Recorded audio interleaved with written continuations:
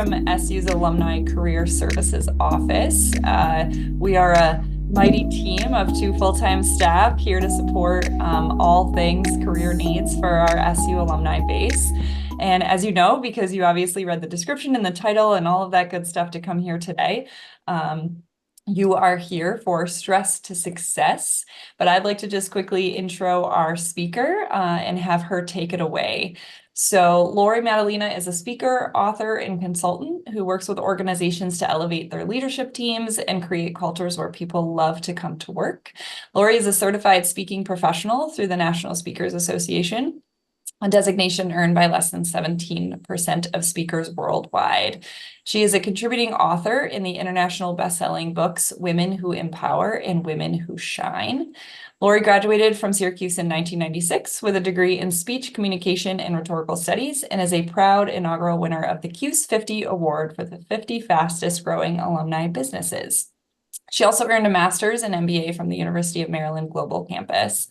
When she's not speaking, she's putting in countless hours at her second job, parenting. You can find her navigating homework battles, spending entire Saturdays watching her 3 kids play sports, and wondering where the weekend went so fast. Please welcome Laurie. Thank you so much, Jess. Are you able to see these handouts or the PowerPoint here? Awesome. Hello, my Syracuse friends. So great to be here with you today. And I want to share with you some principles that I often work with executives, managers in the work that I do of how to be more intentional about your time and get the most out of your day. Many of us probably think about boundaries and think of it in maybe a negative way, or it feels like, oh, we're putting boundaries toward other people. I'm going to dispel that today and talk about how we can use it to work at our best.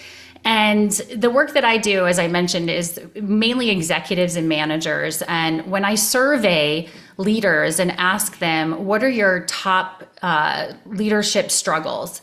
Either one or two, number one or number two, one of those is always how to get things done, that people feel like they don't have time for real work, that there's so many things to do, that time, there's not enough time in the day. And so let me know in the chat if you resonate with that. If you ever feel like there's not enough time in the day, we can't control all of that. So this isn't going to cure everything, but there are definitely things that we can institute and instill that can help us work at our best. And that's what we're going to talk about today. One of the things I want to encourage you to do as we go through our session today, first of all, I'm going to share a lot. This is going to be pretty fast paced. Usually I would do this in at least 2 or 3 hours, but I'm going to kind of compile this here today. But I encourage you, as I'm sharing some examples, to think of how you might adapt them to your life. So I may say some things today, share some examples. I'm going to share some of my own personal boundaries, and some of those may not resonate with you. They may not be how you would do things, and that's fine. But I encourage you to think about how can you adapt things. I find of working with many, many leaders, CEOs, executives, that often we have habits that are ingrained that aren't always serving us, and things that can get in the way. And sometimes just making certain shifts can make the difference in helping us to reduce that stress and to increase our productivity.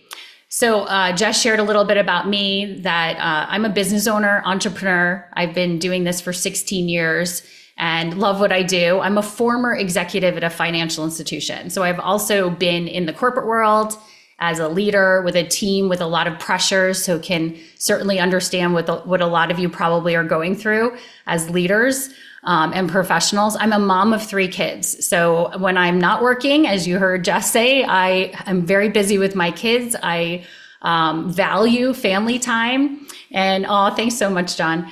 And I highly value achievement, results, and productivity, and enjoying life at the same time. I really believe that we can have a thriving personal life and thriving professional life. There are certainly trade-offs to that. Nothing's perfect, but I highly value productivity. I'm a driven person. I'm determined. I get a lot done. And I also make sure I carve that time out for my family. And I value that as well. So I really believe in enjoying the simple pleasures in life. So that's kind of the frame of what I'm looking at this with you today, is how do we build in some boundaries that we can have more of those simple pleasures, that we can enjoy life outside of work, and that we don't always have to feel like we're running ragged. Again, no day is perfect. We will have days where things don't go as planned. There are going to be unexpected emergencies and interruptions. I think we can control more than we think we can. And that's what our focus is on. What are the things that we can control? So I'm going to talk about boundaries again to create a thriving personal and professional life. I'm going to share my own personal boundaries just as examples. How do we instill boundaries with others? And I'm sure some of you are wondering, like, what about all the other people in my life who tend to interrupt me, or I'm at work and I can't get anything done? How do I deal with that? I'm going to share specific language with you of how you can frame those kind of boundaries in a positive and respectful way that doesn't have to feel so hard. Another thing I'll mention is that I have handouts that will be sent to you after this session where I detail everything I'm talking about today. So in case I go through a slide pretty fast, just know that that's coming and you'll have access to all this information. Saying no with clarity, confidence, and kindness. Do any of you ever feel like you have a challenge of saying no to things? Tell me in the chat. I'd love to hear from you if I'm not the only one. Whoever feels like, how do I say no to things and obligations and all the things? I know it took me a long time. Britton, no, I love that. It took me a long time to realize that I did not have to say yes to all the birthday parties my kids were invited to, that maybe I could pick and choose. And there again, trade-offs and balancing that. We want to seem like a team player. That's right, John. And so it can be certainly challenging. So I'm going to share with you language around that too. So hang with me on that. And then again, I'll share my personal boundaries as well. So stress, burnout, anxiety, insomnia, it's not a surprise. We all know that it's on the rise. 77% of US workers report stress at work in the past month. Now, not all stress is bad. When we're growing, learning, developing, that's good stress. When we're being stretched in positive ways, that's good. But often this is negative stress, overload, overwhelm. And I'll share with you some tools of dealing with that. Americans are chronically sleep deprived. About 32% say they get excellent or very good sleep each night. For me, I can say sleep is a superpower. This is something I prioritize. And I know for me personally, a lot of the work I'm doing, I'm speaking in front of people. And if I lose an hour's sleep, I can feel the difference in my energy, in my memory, and how I'm conquering the day.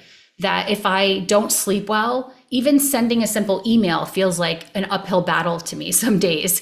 When I have that rest, I am so energized. And I think this is something, thank you, John, for that. I think it's something that's undervalued in our culture of busyness, of go, go, go. And I can resonate with those of you who maybe have young kids or other obligations, that it's challenging. But as much as possible, I think trying to really prioritize that. Women in Gen Z report higher levels of burnout. Now, it's not surprising, those of us on the call who are women. Many of us are also parents and maybe taking care. Research shows we're doing a lot of the invisible labor at home, and it's 2 jobs. So that is absolutely a challenge for women. But why Gen Z? Why Gen Z? Well, Gen Z entered the workplace at a very volatile time during the pandemic, during inflation, and many other things, COVID, things going on where they don't feel like they have the stability in their career, when they don't have stability in their career. And so they're feeling high levels of stress. So something to think about if you are a leader of people, Gen Z, the younger generation in the workforce. By the way, there's 5 generations in the workplace right now. It's the first time in history this has ever happened. And I think what contributes oftentimes to stress at work is that being a leader now takes a lot more energy and effort than it did a couple of decades ago, when we had the more traditional style of leadership where you kind of just told people what to do. Now it's relational. It's managing 5 different generations, different personalities. It's having coaching sessions and feedback, and it can feel exhausting. So no wonder why we can feel burnt out. And the report, percentage of US adults who have been diagnosed with depression on the rise. So another reason why I think instilling boundaries is so important for us as leaders, professionals, and people. And I can say that the professionals and executives I work with, the highly successful people instill boundaries. The people who really struggle with this, and I work with a lot of managers and leaders who struggle with this. And I'll say most of the people who struggle, it gets in the way of them being successful as leaders. So all the things I'm going to share with you today are about how do you also increase your influence, your productivity at work, your success, that you can focus on your main key result areas and be very impactful and not be spinning your wheels all the time.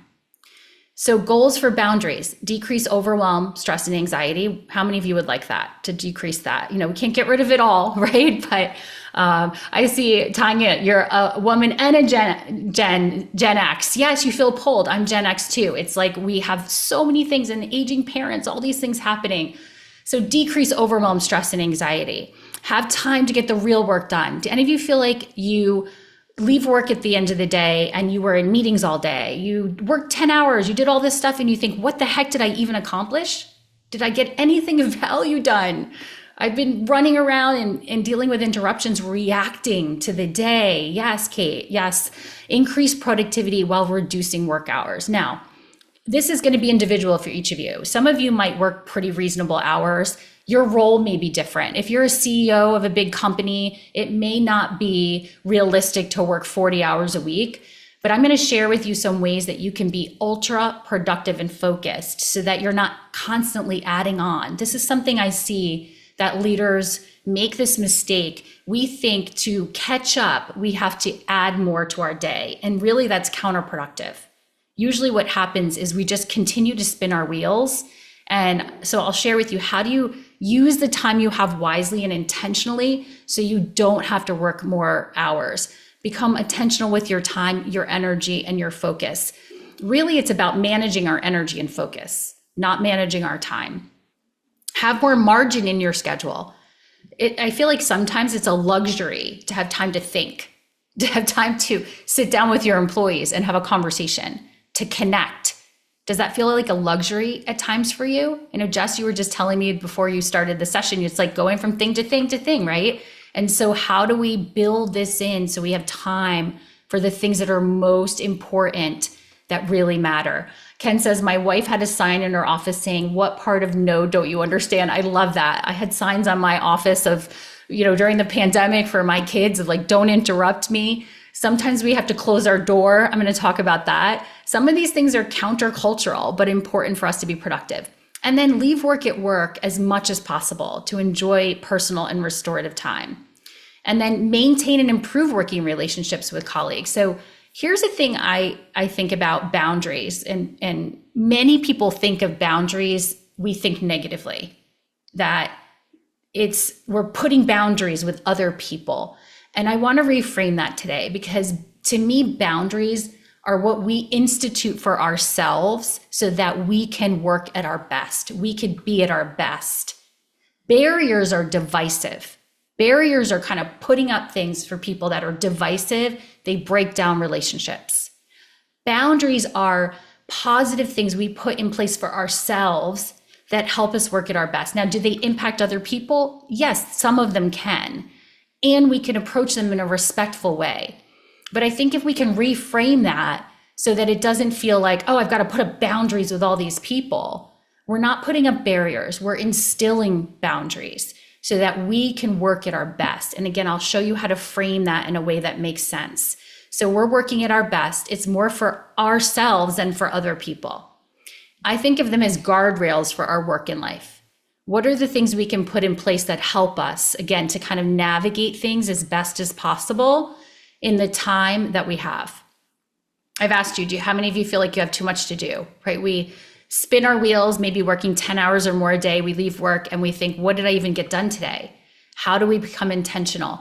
In my business, I've grown this business. I've really focused. The hours that I have at work, I compartmentalize as much as possible. And I'm super intentional with the time I have. And it's allowed me to be able to manage my team and have meetings and get through things and get results without having to add on too many hours. And again, there's no perfect day. So it doesn't mean that I don't have days where things go completely not according to plan, but how do we recalibrate when that happens? How do we handle those interruptions? So interruptions, when you were interrupted, it takes 23 minutes or more to refocus yourself after an interruption. This is what research says. And how many of you feel like you're interrupted? The average person, by the way, interrupted over 56 times a day. If you do the math, it means you get nothing done. It really, like, we're just fractured time all day of little pieces of time, all the time, Lisa, right? So thinking about you're in a focus mode. You find that time of like this little piece of luxury, and then you're in the moment and you get pinged all the time. Yes, Catherine, collaboration tools are a huge issue.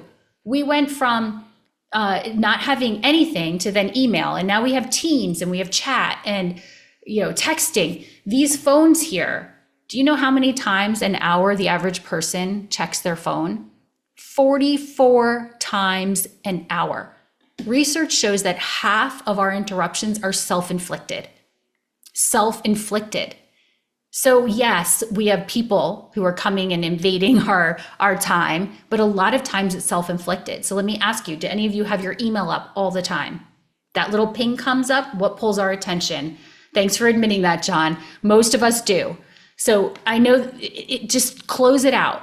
You may not have the luxury to close it out for 4 hours. I get a lot of pushback from people all the time. Like, oh, I can't, I have to be available. Sometimes the best thing for your team is to not always be available.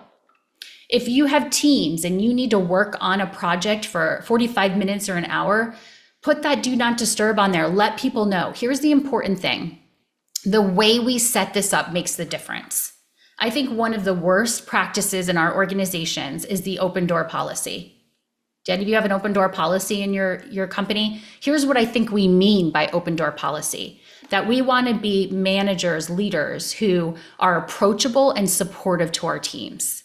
That does not mean that we need to be available constantly. That doesn't mean that people just come in all the time. Otherwise, we won't get anything done. So sometimes one of the best things we can do is close our door or go to a different location. Sometimes I'll leave my home office and go in my basement and just take with me the things I'm working on so that I'm completely focused. But how we set that up is very important. We don't just start doing it and closing our door. We set it up with our team and we say something like, I'm going to close my door for an hour so I can work on this important project. If it's an emergency, you can text me, you can come in. Otherwise, I'll be available at 1 o'clock. You would be surprised at how people they understand. They need that space too. We can't possibly get key results done if we're fractured all over the place with our time. So I want you to think about what are the things that you need to put away and get out of your vision and help you to be productive. I'm going to share some ideas here. So boundaries are crucial for success. This is not a nice to have. They're essential for professional and leadership success. All of the leaders I know who are successful have boundaries. The ones who are just like, let their day go, typically that gets in the way of their success. They spin their wheels. Professionals and leaders who instill boundaries are more productive. They use that time wisely.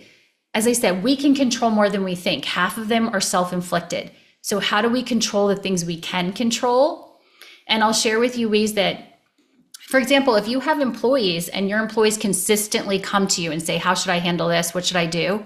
Starting to shift that ownership back to them. Like, what do you think? What options have you thought of? And I'll share with you ways also too, if they constantly interrupt, what are some nice ways that you can shift that and be respectful still. So what are the challenges we face with boundaries? Interruptions, not enough time for the real work, overwhelm, too many priorities. I think, in my opinion, most organizations I work with have way too many priorities, way too many strategic goals. Like 10 things a year that all have projects with them. And yes, John, I know I'm preaching to the choir sometimes though, right? And way too many priorities, Jessica, yes. And we too, the challenge is we have so many priorities and they shift and they change. And in our constantly ever evolving world, wow, how do you prioritize priorities? Kim, I'm going to share with you a tool that I use. It's very, very simple. You know, sometimes I think this is cultural, that in cultures, leaders have to look at how are we looking at our resources and priorities, and are we being reasonable with the priorities we have? Another thing I'll share with you later is if your leader gives you more things and the priorities change, how do you start to have that dialogue with them to understand what the priorities are and to share with them like, hey, I have all these other things going on. Jessica, everything's not a priority. You know, Jim Collins said, if everything's a priority, nothing's a priority, because then we don't know where to focus. So too many ineffective meetings. Oh my gosh, most meetings in every organization are completely unproductive.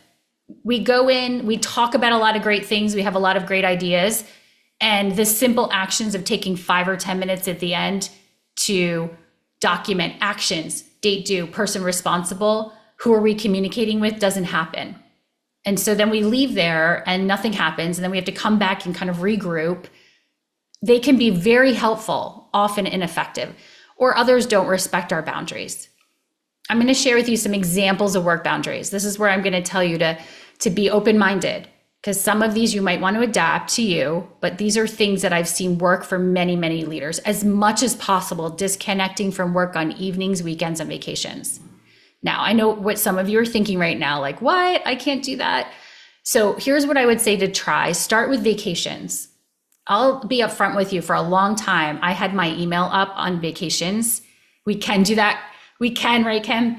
I would just have my email on vacations. Even though my autoresponder was on, I would still check it. And my whole vacation, I would feel this low level of anxiety. Because what do we do when we have a second? We reach for our phone. Even on vacation, I was like, ooh, what's that?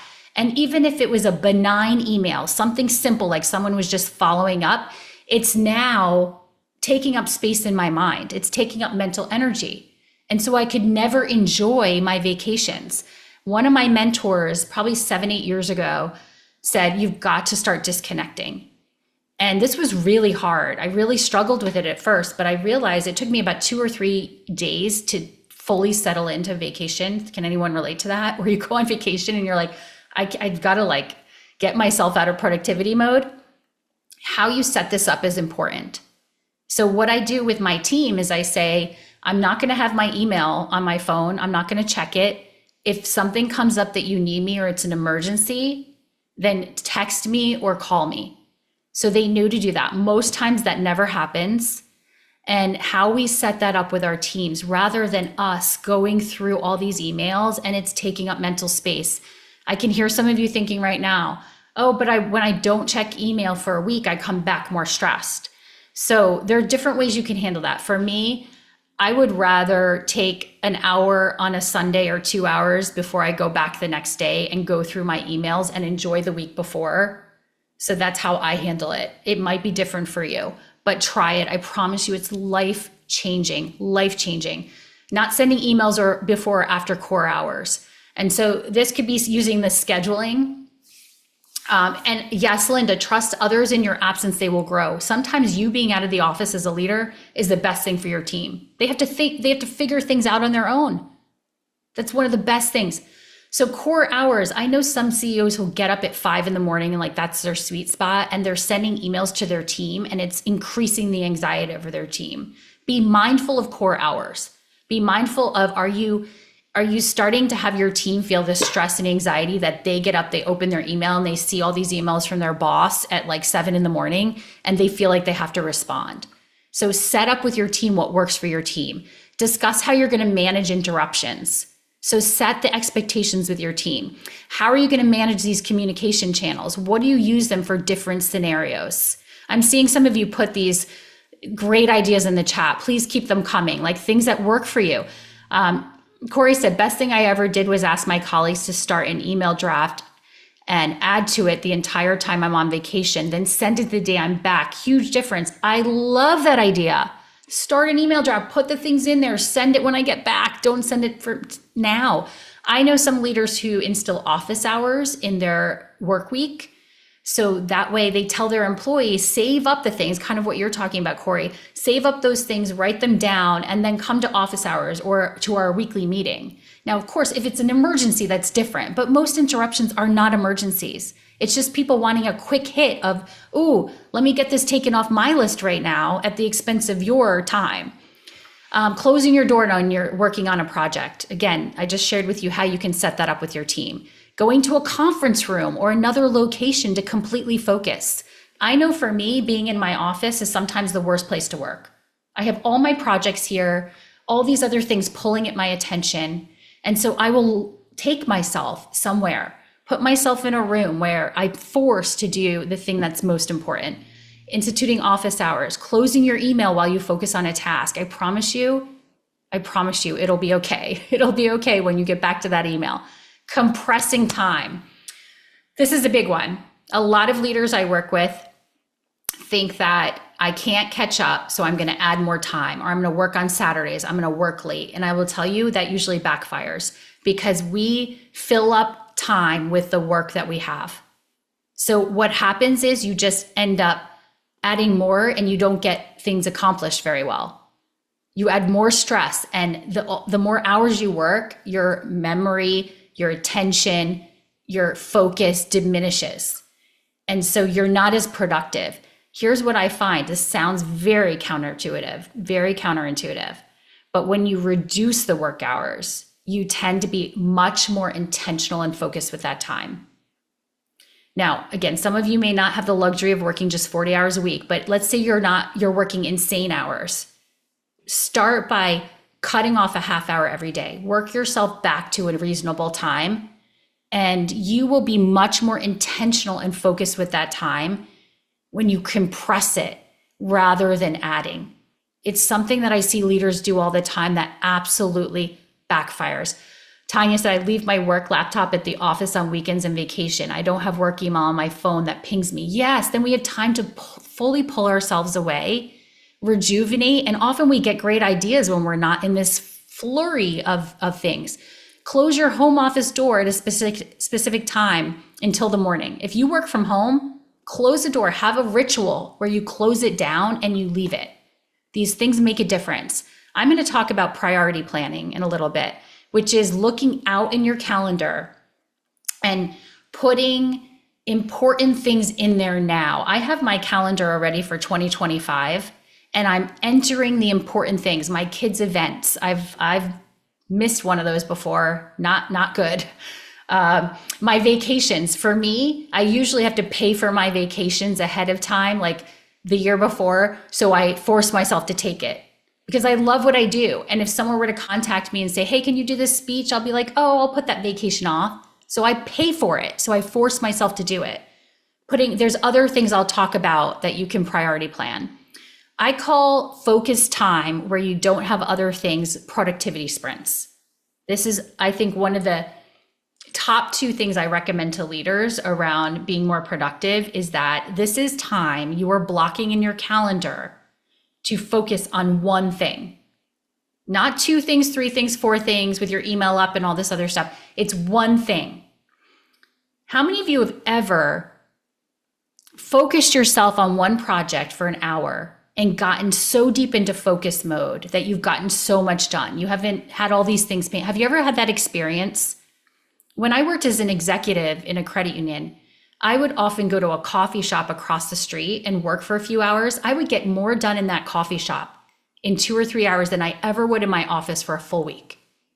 So if you know that feeling, you know that that's how you accelerate your productivity, is by blocking everything else out. I'm not talking all day. I'm saying like an hour, hour and a half, where you're picking one thing, one important thing, and you're completely focused. You're closing out an email.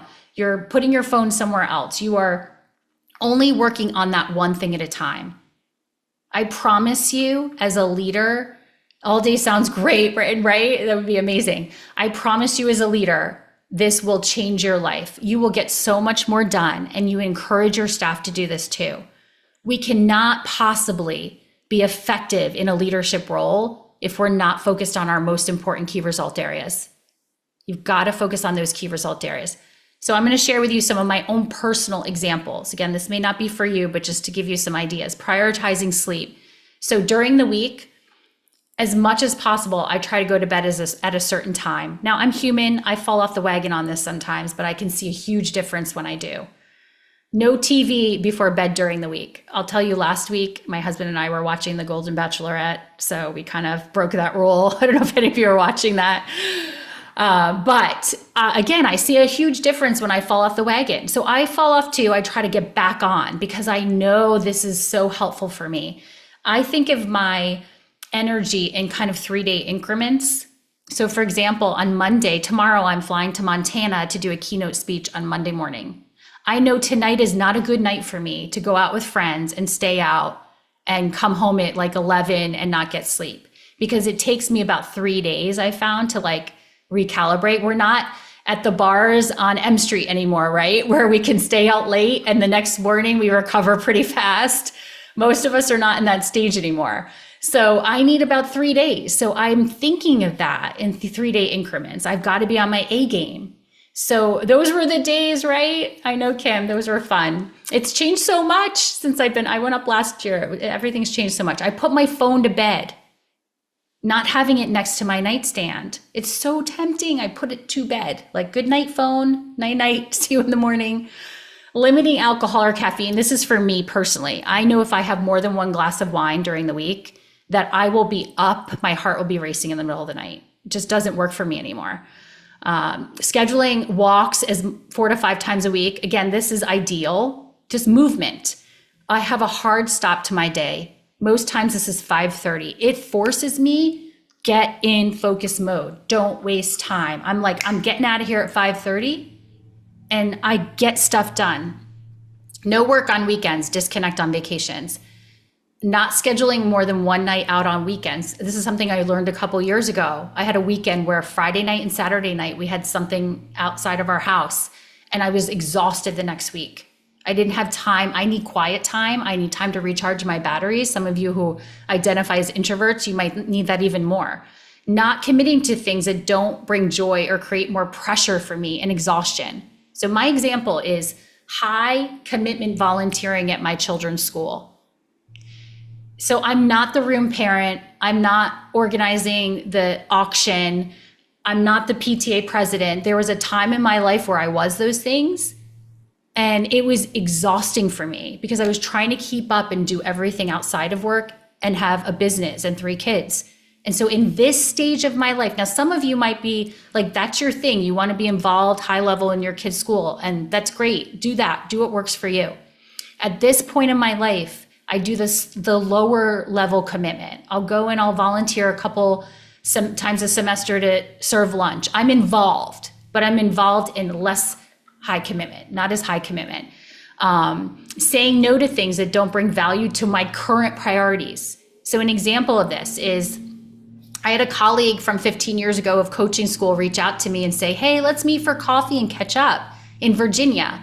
Now, I live in Maryland, in the DC area. Anyone here from Maryland? And if the DC area, getting to Virginia would take me probably an hour and 20 minutes to go about 15 miles. Bowie, Maryland, Yolana. Awesome. You're down the street from me. And so this would be a half-day thing. It's not against you. It's for me. That's what one of my mentors told me. It's not against you. It's for me. I have to choose my priorities. And so we'll do a Zoom chat instead.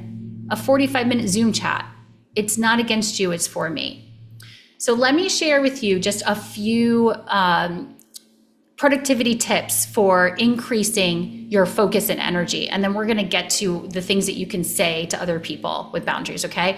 So there was a study done by Columbia and Stanford universities years ago where they put a display of jam in a high-end food market. Okay, so one day they had this display of jam and there are 24 varieties of jam. On another day, they did the same thing. They had a display of jam, same upscale food market, but instead of 24 varieties, they had 6 varieties of jam. Well, more people visited the display that had 24 varieties, more than 10 times the amount of people bought from the display of 6 varieties of jam. Why do you think that is?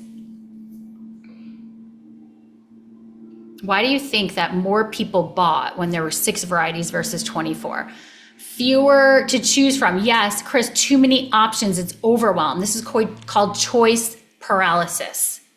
When we have so many choices, we become overwhelmed. We're paralyzed, so we don't choose. Have you ever been to a diner and you're like, I don't even know, or the Cheesecake Factory?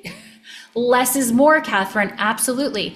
I believe that this is what happens to most of us. This is a great metaphor for our days. You come in the morning, you look at your to-do list, you see 20 things on it, and you think, I don't even know where to start. I just don't even know where to start. So we spin our wheels and we're like, all right, let me just check my email. And then we get stuck into our email. And then you're like, well, let me make sure my direct deposit got into my bank account this morning. And you go on your bank account. And then before you know it, you're watching like cat videos on YouTube, right? We avoid it because we have so many priorities that we spin our wheels. This is what a lot of leaders do. I call this the lazy river. You know those lazy rivers at those resorts? They're fun, right? You just get on the raft. You kind of go through the lazy river and no direction. You're just kind of like letting it take you. Those are fun on vacation, but this is how a lot of people approach their day. They jump on the raft in the morning. They let the river take them. They're reacting to their day. They're not intentional.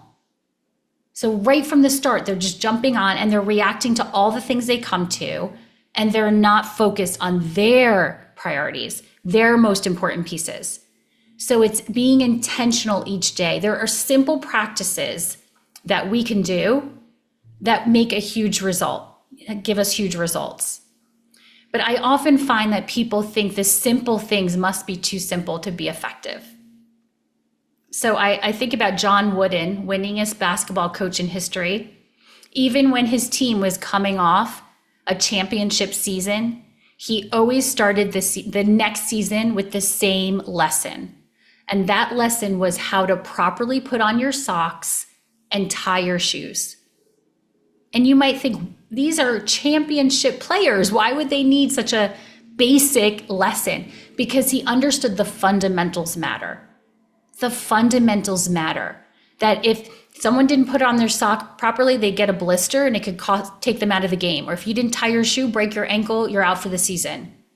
It's the fundamental things that matter. Some of the things I'm going to tell you in a minute here are fundamentals that seem so simple that we can fool ourselves to think that it can't be that simple. But most people don't do them.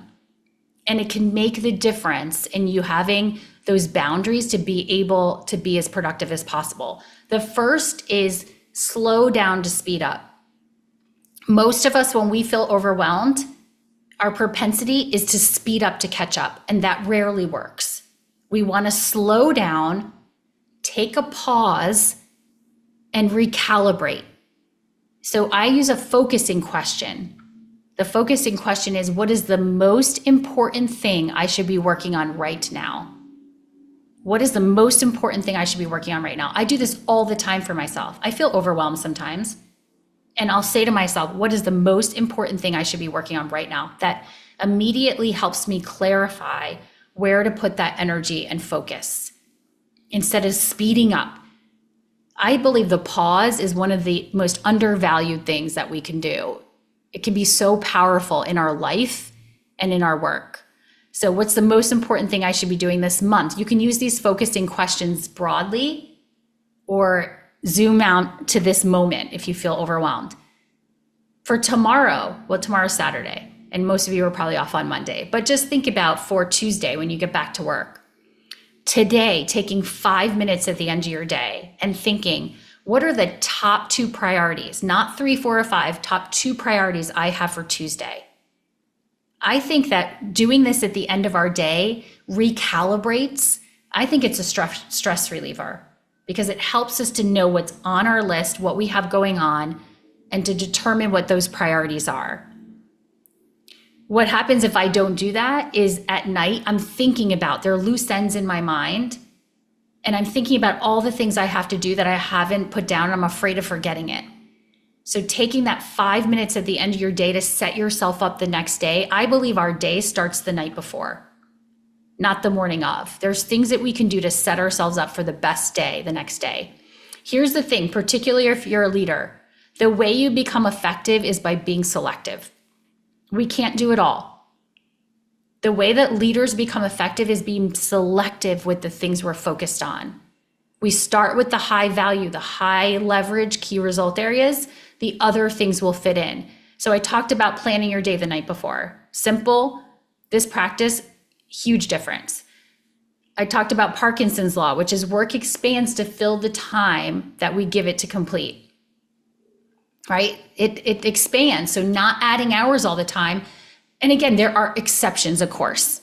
Sometimes there are exceptions, but I'm talking about regular practices that can get in the way. So compressing our time can be helpful. I want you to try that if you're not doing that. If you feel like you're working unreasonable hours, just start compressing that time and see the impact that that has for you.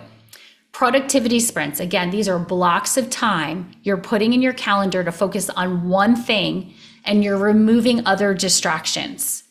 You don't have your email up, you don't have your phone, and you're letting people know so that they can give you that space. You're going to a different location. I saw this on Facebook. I thought this was so great. This woman put this on her chair because she had a cubicle. Please don't talk to me. I have no self-control. I will talk to you for 2 hours and not get any work done. And I thought, brilliant. It's funny, right? But can't we relate to that? If you put that on the back of your chair, I love it. I love it. Multitasking, screwing up several things at once. Multitasking has been proven over and over and over again not to work. I can tell you stories for myself that it's backfired on me. I almost burned my house down one time by trying to multitask. I went and put lunch on the stove, came back, started looking at emails. Someone called me and just like all over the place. It pulls our attention away. It drains your attention. It's like having 10 tabs open and it drains the operating system. It does the same in our brain. We cannot be functional as multitasking. This is a term that I tell my clients, stop talking about this as a positive tool. Stop putting it in your job applications. We need people who can multitask. What we need are people who can balance multiple priorities and get results. That's not multitasking. That's single tasking. Just like we should get rid of the open door policy. Like, yes, we want to be supportive managers. You want to be coaching and intentional managers, but we don't want to tell people to have people coming in their office all day. I mentioned priority planning. So scheduling the most important things in your calendar, and then everything else falls around it. When you plan the essential things, you will find time for the other things. I'm going to give you some examples here of priority planning. Coaching sessions, regular team meetings, kids events, strategic planning time, reflection time. Isn't that a luxury? Put it in your calendar. Yes, John. Team retreats. And when I say team retreats, if you're a leader or a manager, this could be a 3-hour in a conference room or a coffee shop. It doesn't have to be a big offsite at an expensive place. You can take your team off to help them recalibrate and get clarity. Doctor appointments, people put those off all the time. Vacations, time off. Conferences. Have you ever gotten to, oh, I wish I had put that conference on my calendar. I'm booked now. Productivity sprints that I just said, go back and block those things in. I promise you, if there's 2 things you take away from today, one is productivity sprints, plan your day the night before as far as productivity can really help you. Self-care, monthly dinners with a friend. So I have a friend who we both have kids. We're constantly at soccer and baseball and all these things, and we want to get together. And we would constantly trade texts, and it would be months. Last year, we sat down in January and we scheduled monthly dinner dates on our calendar. There have been times we've had to reschedule, but 80% of the time we have made those monthly dinners because we put it in ahead of time. There's no way we're going to do that if we're trying to do it as we go along. Dates with a partner or spouse. So I want to hear from you in the chat. We're going to get to ways you can talk.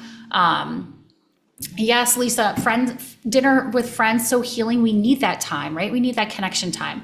I want to hear from you. What are things that you can priority plan in your schedule? What are things for you that you would like to start putting in your schedule and make it a priority, whether at work or personal? And then I'm going to move in here to ways that we can talk with other people, right? With boundaries. I want you to also think about, what are you saying no to? What are you saying no to? Meetings with no agenda. Okay, so telling people when they send you a meeting and there's no agenda, just respectfully simply reply, can you please share with me the agenda for this meeting so I can come prepared? That doesn't sound bad, right? But start stepping into that. Step into that so we're not wasting time when we get in there and we talk about all these other things. Maybe you have someone on your team, it's a better use of their time to go to that meeting than you. So start thinking, what are you saying no to? In-person meetings. So for me, that coaching colleague, I'm not going to drive to Virginia. I'll do a half-hour, coffee chat over Zoom. High commitment volunteering. That's an example for me. Networking events. For me now, in this part of my career, that's not a good use of my time. In the beginning of my business, absolutely great use. Last minute requests. I'm going to share with you a way to talk about that if people ask you for things last minute. All right, who's ready to move into boundaries with others? You want to talk about how do you frame these things with other people? And remember, boundaries are more about us. They impact other people. So what are the challenges? We don't want to be confrontational. We don't want to be that not team player, right? That negative person on the team. We value harmony. We're not sure how to frame it in a way that people will receive it. People pleasing. Do any of you suffer from this? People pleasing? I mean, we all can get into this sometimes, right? Or we expect others to read our mind or give us what we need instead of initiating it. So we might complain about it instead of having, put something in place around it. So let's say people are interrupting you. And by the way, again, we're going to send these to you. So these are all going to be in handouts that we'll send you. Controlling interruptions. People constantly come in and they interrupt you. Simple things you can say respectfully around that. So for example, I'm in the middle of a project right now. Can you please schedule some time on my calendar for us to meet? The best happening to you, Ruth, as we speak. Isn't that amazing, right? People are constantly reaching out, pulling at our time, fractured time, and we're trying to get things done in all this fractured time. So set it up with your team too. One of the best things you can do is talk to your team. Just say to them, look, I know we're all interrupted a lot. I'd really love us to focus on this as a team. How can we not just pop in each other's office all the time? As a leader, I used to have my employees pop in for questions that they had resources for right in front of them, but it was so much easier to come to me and get that quick fix than it was to look at their resources. So I'm working on a project right now. Now is not a good time, and I'm in full focus mode in this project. I'm really making great progress. I'll stop over later. Okay, that sounds respectful. I'm going to close my door so I can concentrate and work on a project. If there's an emergency, you can come in. I'm going to a conference room. I did this a lot as a leader in an organization. I'm going to go to a conference room to work on an important project. You can reach me on my cell phone. Can make a huge difference in you getting that space you need to be able to handle the key result areas. Now, what about your manager? If you have a manager who's bringing you stuff, interrupting you, or giving you things, and you have a million things on your plate, how do you handle that? So for example, it sounds like this project is important to you. I'm also working on projects A, B, and C that need to be completed. What is the most important in your view? I think managers, leaders respect when we can have a professional conversation about what's on our plate instead of just taking things on. Now, I'm not saying we use this all the time as stop giving me things or not being able to handle things. I'm talking about when truly things are on your plate. Many times leaders don't know what you're dealing with every day, and they're just focused on their priorities. So how do we initiate that conversation that's respectful? This project sounds important. Can we look at my current priorities? Because I have a lot going on right now. I want everything to be done right.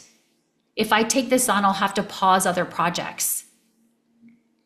And John says, because it shows the employee is thinking about, caring about the projects. Absolutely. This sends a message that you care about getting things done. I know a lot of managers who will take it on knowing that they're not going to be able to do it and won't have the conversation with their manager. That's not helping anyone. And maybe your manager, you have a different way that you think you can approach a project or approach something. You can say, that is one way we can approach it. Are you open to another perspective? I think people value our opinions. What about around balance? If you feel like you're in a culture where people are working a lot. Now, here's one thing I'll say. A lot of this depends on the culture you're in too. So if you're in an organization where it is about busyness and working at the expense of your personal life, you're not going to cure that probably. I mean, you can try to have a conversation with your manager. I certainly encourage you to do that. But sometimes the culture is not that kind of culture. And you have to make decisions of like, is this aligning with what I want in my life? I know cultures like that. I think a lot of cultures now are much more focused on well-being, and they want people to feel that well-being. So let me share with you. So I had a CEO once when I was a VP who would constantly come in my office and just pop in and often stay for an hour and a half.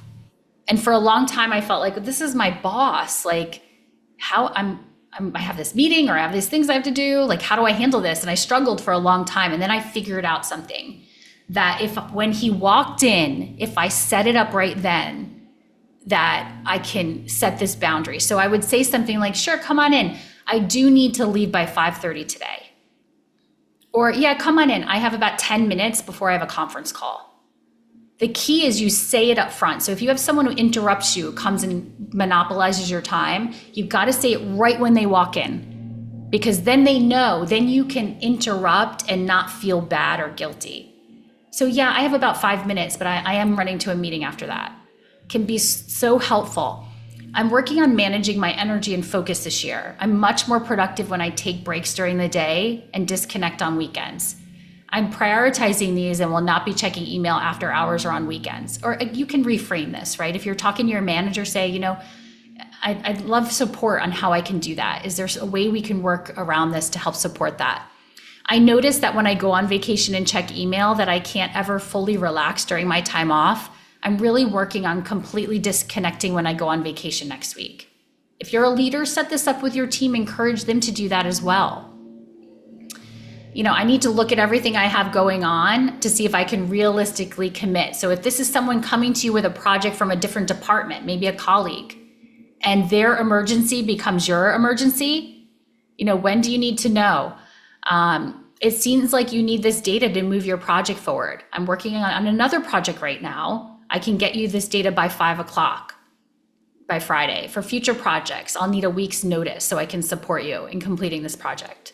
Okay, so I've given you some, and you'll get this when you get the handout, some ways that you can frame things with others, like meetings with no agenda. Can you please send me the agenda so I can come prepared?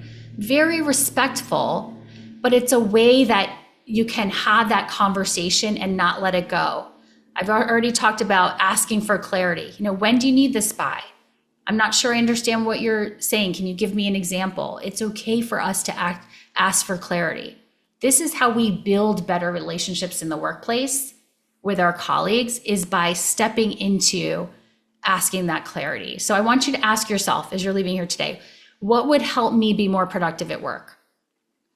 What needs to happen for me to show up as my best? What are some things I can implement?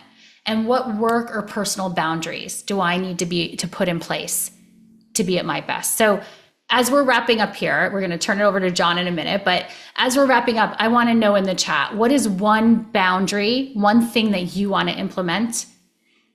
Or what is something you do already that would be really helpful for everyone here? Okay, so what's either one thing that you would implement leaving here today of what we talked about, or what's something that really works for you that could really help others, that you find that really helps you to manage the time? No work email this weekend. Love it, Jess. So let's see, Ken said, as a chief staff executive, sorry, it's moving up here. Hold on, let me get back to it. I'm emailing my team 24/7, but I give them permission not to respond until the workday arrives. And that's fine if it works for you. Ken, I have a CEO who was doing that and her team was still feeling stressed. So she just scheduled it in Outlook so that it would come out at a certain time and only emergencies. So, do what works for you. Blocking off downtime on the calendar, love it. Leaving work at work, Britton, awesome. Ruth, trying to stop caring if people are bothered if I don't respond right away. Yes, I think we teach people how to treat our time. And so if we are responding immediately, and I think in our immediate environment now, in our world where, you can get something from Amazon by tomorrow, we expect immediacy, but sometimes the best is people just being responsive, but not immediately. So we're being intentional, taking control of our time and not letting others take control. Again, you can't control everything, but we're focusing on what we can control. So I hope that this has been helpful for you. John, I'm going to turn it over to you. Thank you so much for having me. It's been great connecting with everyone here. Awesome. Well, thank you, Laurie. I'm a little bit of a daze right now because I have so many good thoughts and so many good notes that I've taken away from just the last 55 minutes here or so. So I just wanted to thank you personally too. I genuinely have appreciated a lot of this advice, and I am very excited to put it into practice. So before we wrap up, I wanted to just share a couple of quick slides with everybody. So since we're all going to be more intentional with our time going forward, I'm thinking we're going to find space on our calendars to do some amazing things. So wanted to offer up a menu with a few different things that are coming up, both Syracuse alumni at large and then also career services related. So first thing I wanted to highlight, many of you guys probably are well aware, but just a quick reminder, we are doing Orange Central Homecoming Weekend coming up here in just a few short weeks. I will be there. I sit in Los Angeles usually, so I'm excited to make another trip back for that. But there's dozens and dozens and dozens of events going on that weekend. So please go to Orange Central, the website here, the link, and sign up for what interests you. And hopefully many of you can make that trek to campus. We're also doing a really great virtual cooking session with Chef Bay, who's one of our alumni. This is going to be going on in November on the 12th, and she's going to be doing, I believe it's a Go Orange Pumpkin Pie is kind of the main thing. So kind of a fun tie-in with Syracuse, and who doesn't like pumpkin pie over the holidays? So be sure to check that out. If the date doesn't work for you, you can also register for a recording of the session so you can still take away the recipe and all that good stuff. And then wanted to also just mention quick shout out for some of the upcoming alumni career services focused events. So some of you may know I sit in Los Angeles, so a couple of these are going to be more West Coast focused, which is kind of fun. Just next week, next Thursday, we have a large networking in your neighborhood event going on in San Diego. We're going to have hiring managers there, which will be great. We also, next month in November, are launching a brand new coaching concept called Q's Coaching Circle. And basically, this is going to be a series of 4 workshops and sessions that a small cohort of our alumni are going to go through with Jessica and myself, along with some other amazing certified coaches. And invite you guys to check that out if you're really looking for a more intensive kind of a career development opportunity. We're looking forward to facilitating that. And then finally, just wanted to point out again for anybody on the West Coast, in February on the 7th, we are already really deep into planning an amazing day-long alumni career retreat. So it'll be a day full of development sessions, professional workshops, and also some really great networking opportunities with other alumni and with recruiters who sit at really amazing organizations here in Los Angeles. So looking forward to all 3 of these as well. Thanks for the quick plug. Thanks, everyone.